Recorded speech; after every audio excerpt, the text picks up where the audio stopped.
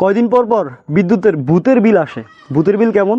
যেমন আমি আপনাকে যদি একটু দেখাই, আমার বিগত সময়ের যে বিলগুলো আছে, আমার বিগত সময়ে এক মাসে বিল আসছে 689 টাকা, অন্য আরেক মাসে আমার বিল আসছে 491 টাকা। ঠিক আছে। আর হঠাৎ করে এই জুলাই মাসে আমার বিল আসছে কয় টাকা, এটা যদি আপনাদেরকে একটু আমি দেখাই। আমার জুলাই মাসে বিল আসছে 2508 টাকা। এই যে জুলাই মাসের বিল যদি দেখতেছেন, একটু সুন্দর করে দেখাই। জুলাই মাসে আমার বিল আসছে প্রায় 2508 টাকা। এখন আমার যেহেতু বিগত সময় আমার বিলগুলো আসতেছে 400, 500, 600 করে, হঠাৎ করে এক মাসে আমার 2500 টাকা বিল আসা কোনোভাবেই সম্ভব না। এখন রিডিং উঠছে, আমার মিটারে রিডিং উঠছে, তাহলে রিডিং উঠলে অবশ্যই আমাকে এই বিল দিতে হবে বিদ্যুৎ অফিসের ভাষ্য মতে। আমি এই সেম সমস্যা নিয়ে আমার ইতিমধ্যে আমি 2বার আমার মিটার চেঞ্জ করছি। 2বার মিটার চেঞ্জ করছি। প্রতিবারই বিদ্যুৎ অফিসে যাওয়ার অভিযোগ দেওয়ার পরে তারা বলে যে আপনার মিটারে সমস্যা থাকতে পারে, আপনি মিটার চেঞ্জ করেন, তবে অবশ্যই আপনাকে বিল দিতে হবে।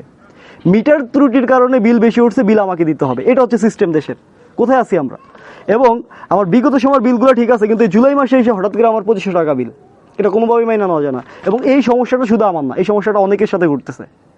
আপনি যদি এই ভুক্তভোগী হয়ে থাকেন অবশ্যই কমেন্টস করে জানাবেন, ভিডিওটা শেয়ার দিবেন, প্রতিবাদ জানাবেন। আসলে এই সিস্টেমটার পরিবর্তন হওয়া দরকার। এইভাবে এই যে আমাদেরকে জিম্মি করে রাখছে পল্লী বিদ্যুৎ, ঠিক আছে। এই যে মিটারটা আমার বড় ভাইয়ের নামে আর কি, আমার বাসায় নামানো, সাইদুর রহমান, পিতা ওমর ফারুক, মহেশখালী, ফরাজগঞ্জ, লালমোহন ভোলা। এবং এই বিলটা, এই জুলাই মাসের এই বিলটা নিয়েও যখন অভিযোগ দিয়েছি, বলছে যে আপনি বিল পরিশোধ করে তারপরে মিটার চেঞ্জের জন্য আবেদন করেন। এখন আপনাদের ত্রুটির কারণ হচ্ছে বিল উঠছে, কেন আমাকে বিল দিতে হবে? এই নিয়ে মনে হয় এই বাড়তি বিল আমি একাধিকবার পরিশোধ করতেছি। এরকম সমস্যার সম্মুখীন শুধু আমি একা না, অনেকেই।